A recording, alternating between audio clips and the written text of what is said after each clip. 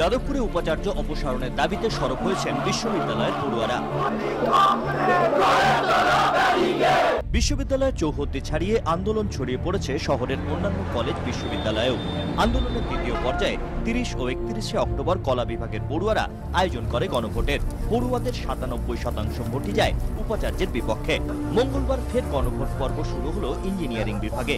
বেলা 11টা থেকে শুরু হয় ভোট পর্ব। ভোট গ্রহণ চলবে বুধবার বেলা 1টা পর্যন্ত। আমাদের টোটাল অ্যারাউন্ড 4500 স্টুডেন্ট আছে। আমরা আশা করছি যে অ্যাবভ 90% স্টুডেন্ট আজ এবং কাল মিলিয়ে তাদের এই পুরো ভোট প্রক্রিয়াতে অংশগ্রহণ করবে। গণভোটের পর্যবেক্ষক হিসেবে হাজির ছিলেন সুজাত ভদ্র, কৌশিক সেন, আইনজীবী রুবি মুখার্জি। মতামতের ফল কিন্তু সুদূর প্রসারী হয়, আমি কিন্তু সেই সুদূর প্রসারী ফলটার দিকে তাকিয়েছি।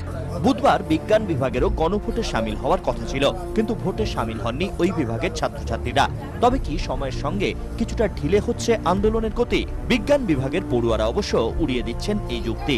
তাদের দাবি, সামনে পরীক্ষার জন্যই গণভোটে সামিল হতে পারেননি তারা। ছাত্রছাত্রীদের বেশ কিছু দাবি মেনে নিয়ে ইতিমধ্যেই নিজেদের নরম মনোভাব প্রকাশ করেছে বিশ্ববিদ্যালয় কর্তৃপক্ষ।